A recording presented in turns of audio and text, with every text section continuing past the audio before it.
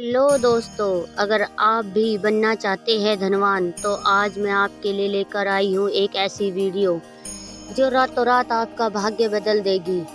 अगर आपके भी घर में लगा है सदाबहार का पौधा तो आपके रोंगटे खड़े हो जाएंगे। सदाबहार फूल के कुछ ऐसे डरावने रहस्य जो कोई भी आपको नहीं बताएगा। यह पौधा हर कोई अपने घर में लगाता है, लेकिन इसके फायदे और नुकसान के बारे में कोई नहीं जानता। यदि आपने भी लगा रखा है घर में सदाबहार का पौधा या गलती से घर में उगा है तो तुरंत करें यह काम, नहीं तो बहुत पछताओगे। दोस्तों, सदाबहार के पौधे में होते हैं यह एक चीज आज ही जान लो। गलती से अगर आपने भगवान को चढ़ा दिया तो जरूर देखें। दोस्तों, सबसे पहले तो वीडियो को लाइक कर दे। लाइक करने का कोई चार्ज नहीं लगता। आज की वीडियो बहुत ही सुंदर है। पहले वीडियो को लाइक करें और खूबसूरत वीडियो का लाभ उठाएं। दोस्तों, आपको बता दें, जितने भी धनवान व्यक्ति हैं, जितने भी पैसे वाले व्यक्ति हैं, उन सभी के घरों में आपको यह पौधा 100% मिलेगा। और आपको बता दें कि सदाबहार का पौधा होता है, उसमें कई फूल लगते हैं। किसी के साथ आपको बता दें कि सदाबहार का पौधा होता है वह बहुत ही आसानी से उग जाता है और इसे कहीं भी आप बहुत आसानी के साथ उगा सकते हैं। दोस्तों, आपको बता दें, सबसे बड़ी बात है कि यह जो सदाबहार के रंग बिरंगे फूल है यह आपकी किस्मत को बदल देंगे, आपकी किस्मत को रातों रात चमका देंगे। जी हाँ दोस्तों, जिस तरह से यह रंग बिरंगे फूल होते हैं और जैसे यह रंग बिरंगे कलर से होते हैं, उसी तरह से आपकी जिंदगी भी रंग बिरंगी रंगों से भर देंगे। दोस्तों, आप एक बार इस पौधे के उपाय को जरूर आजमा कर देखें और इसके लाभ भी आप स्वयं देखेंगे। अगर आप भी अपने जीवन में बहुत मेहनत करते हैं, बहुत प्रयास कर रहे हैं जिंदगी में सफल होने का, मगर सफल नहीं हो पा रहे हैं और बार बार आपको असफलता का मुंह देखना पड़ रहा है, आप बार बार निराश हो रहे हैं, तब तो आपको यह उपाय जरूर ही करना चाहिए। दोस्तों, अगर कोई व्यक्ति कोई अपना व्यापार शुरू करता है, कोई नया बिजनेस शुरू करता है, कोई काम शुरू करता है और अगर उसे उसमें नुकसान होने लगे और उसका यह व्यापार ना चले तो व्यक्ति बहुत परेशान हो जाता है और वह सोचने लगता है कि अब इस व्यापार को मैं बंद ही कर देता हूँ, अब इस काम को करने से कोई फायदा नहीं, जब इस काम से जुड़े कोई मुनाफा ही नहीं हो रहा है, मेरी आर्थिक स्थिति अच्छी नहीं हो पा रही है। फिर व्यक्ति परेशान होकर सोचता है कि चलो हटो रहने दो, इस काम को अब हम हटा देते हैं, बंद कर देते हैं, कोई दूसरा काम कर लेते हैं और इसी तरह से व्यक्ति काम भी बदलते रहते हैं। और दोस्तों, बहुत कोशिश करते हैं लेकिन उसके बावजूद उसको सफलता प्राप्त नहीं हो पाती, जैसा वह चाहते हैं उसकी मनोकामना पूरी नहीं हो पाती, उनका व्यापार नहीं चल पाता। तो अगर आप भी अपने जीवन में कोई व्यापार कर रहे हैं और आपको बार बार उसमें नुकसान देखने को मिल रहा है या जो भी काम का आपने शुरू किया है वह काम आपका नहीं चल पा रहा है, जिस चीज़ को लेकर आप बहुत ज़्यादा परेशान हैं, किसी विशेष नक्षत्र में आपने तैयारी कर रखी है लेकिन उसमें भी आपको सफलता प्राप्त नहीं हो पा रही है, तब आपको एक बार फिर इस उपाय को जरूर करके देखना चाहिए। आप इसके लाभ, इसके चमत्कारी लाभ आप खुद ब खुद देखने लगेंगे। इसी के साथ दोस्तों, इस उपाय को वह लोग भी कर सकते हैं जिनके सर पर बहुत कर्जा हो गया है या जिसे किसी से बहुत ज़्यादा उधार पैसा लिया है और वह कर चुकाने के सक्षम नहीं है, चुका नहीं पा रहे हैं। लेकिन कभी कभी ऐसा होता है कि व्यक्ति चाहे कितनी भी मेहनत कर ले, उसके बाद उसको सफलता प्राप्त नहीं हो पाती है। और दोस्तों, दूसरी तरफ ऐसे भी लोग होते हैं जो दिन रात मेहनत करके धन कमाते हैं लेकिन उनके हाथ में धन आते ही बहुत तेजी के साथ वह उनका खत्म हो जाता है। कभी बीमारियों में वह पैसा चला जाता है तो कभी किसी अन्य चीज़ों में वह पैसा उनका चला जाता है। दोस्तों, कुल मिलाकर आप कह सकते हैं कि उनका जो धन है वह अच्छे कार्य में कम जाता है लेकिन बीमारियों में, बुरे कार्यों में ज़्यादा उनका वह धन बर्बाद हो जाता है, जिसको लेकर वह बहुत परेशान रहते हैं और महीना ख़त्म होने से पहले ही उन्हें किसी न किसी से उधार लेना पड़ जाता है। और देखिए, उधार व्यक्ति कभी भी अपनी मर्जी से ले लेता है। जब व्यक्ति के ऊपर बहुत ज़्यादा परेशानी आ जाती है, उसके जीवन में बहुत सारे कष्ट आ जाते हैं, जिनके चलते उस व्यक्ति को अपना घर चलाने के लिए और बहुत सारी आवश्यकताएं होती है, जिन्हें पूरा करना व्यक्ति का दायित्व होता है, जिसके चलते वह किसी न किसी से पैसा उधार लेता है, यह सोचकर कि अगले महीने उस पैसे को मैं चुका दूंगा। लेकिन दोस्तों, जैसे ही अगला महीना आता है, समस्याएं और परेशानियां खत्म होने का नाम ही नहीं लेती, जिसके चलते उसके सर पर कर्जा बढ़ता ही चला जाता है और वह उस कर्ज को चुकाने में धीरे धीरे असमर्थ होता चला जाता है। दोस्तों, उस कर्ज को चुकाने में उसे बहुत दिक्कतों का सामना करना पड़ता है, या कभी कभी व्यक्ति इतना ज़्यादा भी कर्ज में डूब जाता है कि उसकी उम्मीद से बाहर हो जाता है। भक्तों, अगर आपके जीवन में भी ऐसी समस्या है तो आपको यह वीडियो जरूर ही देखनी चाहिए। हम आपको बताएंगे कि ऐसे चमत्कारी फूल के बारे में, ऐसे लाभदायक फूल के बारे में, जिसका उपाय यदि आप कर लेते हैं तो आप खुद देखेंगे कि कितने ज़्यादा चमत्कारी लाभ उस पौधे के हैं। यदि इसका सही प्रकार से प्रयोग किया जाए, उपाय किया जाए और भगवान को यह फूल अर्पित कर दिया जाए तो यकीन मानिए आपके जीवन के सारे कष्ट, सारी परेशानियां दूर हो सकती है। साथ ही साथ जो भी आपकी मनोकामना वह बहुत ही जल्दी पूरी हो जाएगी। इसी के साथ दोस्तों, आपके जीवन में अगर धन से जुड़ी समस्याएं बन चुकी है, आपके जीवन में धन आना बंद हो गया है, अगर आप चाहते हैं कि आपके जीवन में, आपके घर में धन की वर्षा होने लगे, तो आपको कुछ भी नहीं करना है, सिर्फ इस पौधे को अपने घर में लेकर आना है। और जब आप इसको अपने घर में लेकर आए, अपने घर में लगाए, तो यह खुद ही धन को खींचकर आपके घर में लाएगा। दोस्तों, इस उपाय को करने के बाद जब भी आप जो काम करेंगे उसमें आपको सफलता प्राप्त होगी। और इस उपाय को करने के बाद यदि आप मिट्टी भी बेचने जाएंगे ना, तो उसमें भी आपको कई गुना लाभ प्राप्त होगा। तो आज ही वीडियो में हम आपको 3 से 4 उपाय ऐसे बताएंगे जो सदाबहार फूल के ही उपाय हैं, और जिन उपायों को यदि आप कर लेते हैं तो आपको कई गुना लाभ मिल सकता है। तो आपको सिर्फ इतना करना है कि आपको जो भी उपाय हम आपको बताएंगे उन्हें बहुत ध्यान पूर्वक सुनना है और उपायों की अच्छे से समझ के करना है, जिससे कि आपसे कोई चूक ना हो। बहुत अच्छे से आप वीडियो को पूरी तरह देखें, उपायों को भी तभी करें जब आप वीडियो को पूरा देख लें और उपायों को अच्छे से समझ लें, तभी आपको यह उपाय लाभ देंगे। इसी के साथ दोस्तों, कमेंट सेक्शन में सबसे पहले जयकारा लगा दे। आप चाहे तो अपने इष्ट देव का जयकारा लगा दीजिए, किसी का भी आप जयकारा लगाए, लेकिन जयकारा जरूर लगाए। और अगर आप हमारे चैनल पर पहली बार आए हैं तो चैनल वास्तु शास्त्र को जरूर सब्सक्राइब करें और वीडियो को लाइक जरूर कर दें। तो चलिए जल्दी से हम आपको बता देते हैं कौन कौन से हैं वह उपाय। दोस्तों, यह तो आप सभी जानते हैं कि संसार में बहुत तरह के वृक्ष पाए जाते हैं और सभी वृक्षों का अलग अलग महत्व होता है।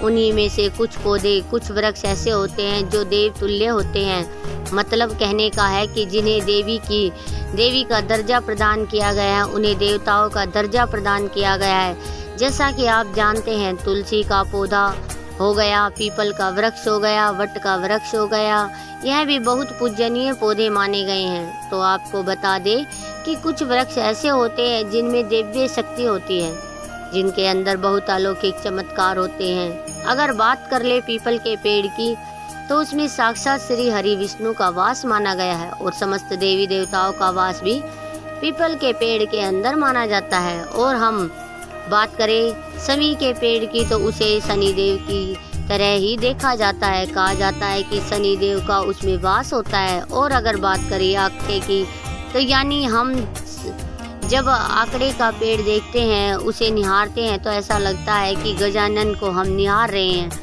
बेल का पेड़ हो गया तो बहुत ही पूजनीय है, यह आप भी जानते हैं। तो आपको बता दें कि हर पेड़ की अपनी अपनी दिव्य शक्ति होती है, अपने अपने लाभ और अपने अपने चमत्कार होते हैं दोस्तों।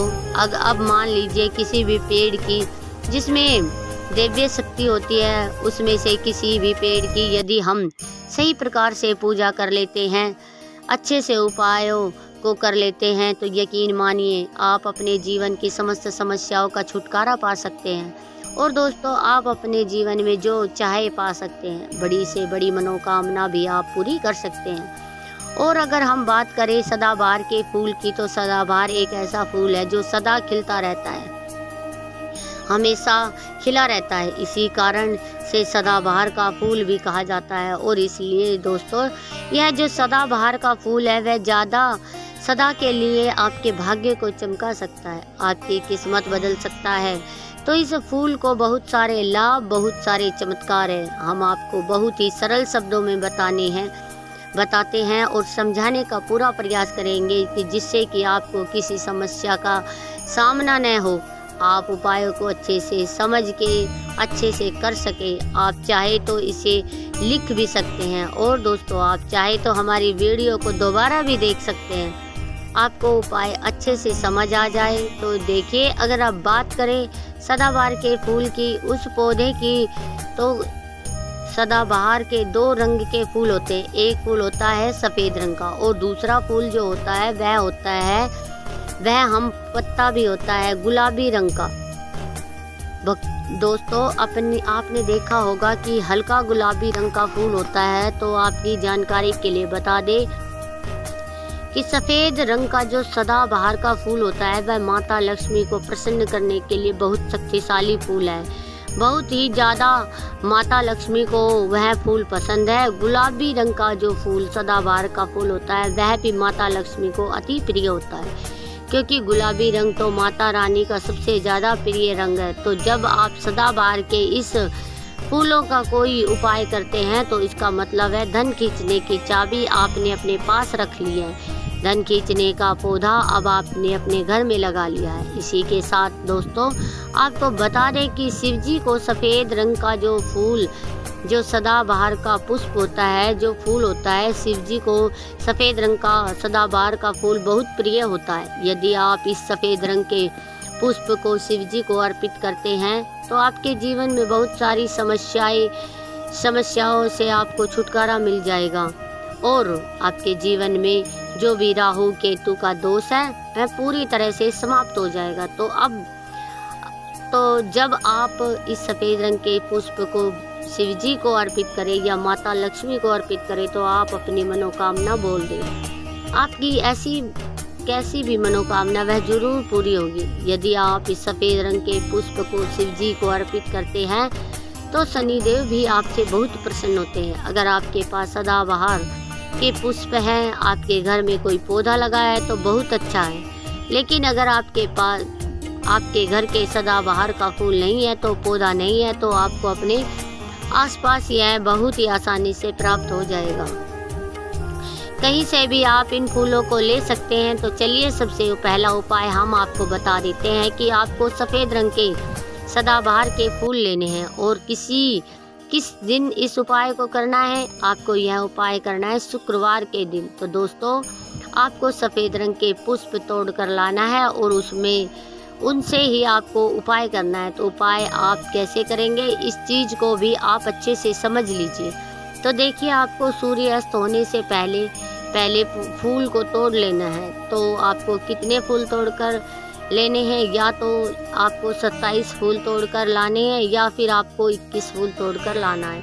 अगर आप 27 फूल तोड़ते हैं तो उसका उपाय अलग है, और यदि 21 फूल तोड़कर लेकर आते हैं तो उसका उपाय अलग है। लेकिन हम आपको बताएंगे, तो इसलिए वीडियो को अच्छे से बने रहे और उपायों को अच्छे से समझें। तो अगर आप 27 फूल तोड़कर लाए हैं, सफ़ेद रंग के हैं, यदि आप तोड़कर लाए हैं, जब आप 27 सफ़ेद रंग के सदाबहार के फूल तोड़कर ले आएंगे, उसके बाद आपको अपने घर के मंदिर के पास आना है, और आपको लेना है एक दिया और बाती। लंबी बाती आपको एक दीपक जलाना है। उसके बाद आपको एक लाल रंग का छोटा सा कपड़ा लेना है और लाल कपड़ा वहाँ मंदिर में आपको बिछा देना है। अब आपको मोली के धागे से लपेटकर इन फूलों की माला बना लेनी है। तो आपने जो 27 फूल की माला बनाई थी वह माला को आपको माता लक्ष्मी को अर्पित करना है, उनको पहनाना है। लेकिन जब आप यह माला पहनाए तो उससे पहले आपको 27 बार लक्ष्मी मैया के किसी भी मंत्र का जप करना है। अगर आपको कोई मंत्र याद नहीं है तो आप बहुत सीधे सरल सा मंत्र और महालक्ष्मी नमः इस मंत्र का 27 बार जप कर ले। इसके बाद आप माता लक्ष्मी को यह माला अर्पित कर दें। उसके बाद आपको माता लक्ष्मी को कुमकुम हल्दी का तिलक लगाना है। उसके बाद आपको माता लक्ष्मी चालीसा का पाठ भी करना है और फिर उसके बाद आपको माता लक्ष्मी की आरती करनी है। इस बात का ध्यान रहे कि जब आप चालीसा कर लेंगे उसके बाद आपको जो लाल कपड़ा लिया है उस पर आपको हल्दी से स्वास्तिक बनाना है और उस लाल कपड़े पर आपको जो स्वास्तिक आपने बनाया है उस स्वास्तिक के ऊपर यदि आपने 21 फूलों की माला लक्ष्मी जी को अर्पित करे तो उसे 21 चावल के दाने आपको स्वास्तिक पर रखने हैं। और अगर 27 फूलों की माला आपने माता लक्ष्मी को अर्पित की है तो 27 चावल के दाने आपको स्वास्तिक पर रखने हैं।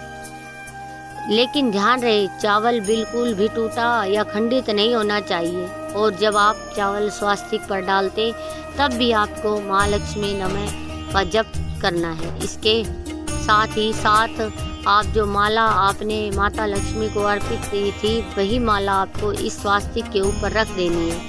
अब इसके बाद आपको माता लक्ष्मी के मंदिर से सिंदूर लेकर आना है और आप चाहे तो घर का सिंदूर भी रख सकते हैं। अब आपने जो माला रखी है उस लाल कपड़े पर उस माला पर आपको वह सिंदूर छिड़कना है। अब इसके बाद आपको उस लाल कपड़े को पोटली बना देनी है और इसके बाद दोस्तों आपको उस पोटली को उसी दिन यानी शुक्रवार के रात्रि के समय में पोटली को रख लेना है अपने धन रखने वाले स्थान पर अपनी तिजोरी में। दोस्तों आपको बता दें यह उपाय आपको रात्रि के समय करीब 8 बजे के आसपास आपको करना है। तो वैसे तो आप सूर्यास्त के बाद कभी भी इस उपाय को कर सकते हैं, मगर आप 8 से 9 के बीच में कर सकते हैं तो बहुत ही उत्तम होगा। अगर आप 21 माला का उपाय कर रहे हैं तो आपको यह उपाय लगातार 5 शुक्रवार को करना है। मतलब एक शुक्रवार कर लिया, फिर उसके बाद दूसरे शुक्रवार कर लिया, फिर तीसरे को कर लिया, चौथे को कर लिया। आपको लगातार इस उपाय को करना है। और यदि आप 27 फूलों वाला उपाय कर रहे हैं तो आपको लगातार 4 शुक्रवार करना है। तो देखिए उपाय चाहे आप 4 शुक्रवार कर रहे हैं या 5 शुक्रवार कर रहे हैं, आप इस बात का ध्यान रखें कि आपको अलग अलग पोटली नहीं बनानी है। आपको उसे जो सबसे पहले पोटली बनाई थी उसी पोटली को आपको लेना है। माला तो आपको हर बार नहीं लेनी, चावल भी आपको हर बार नहीं लेने, लेकिन उसी पोटली के अंदर आपको उन सारी चीज़ों को रखते चले जाना है।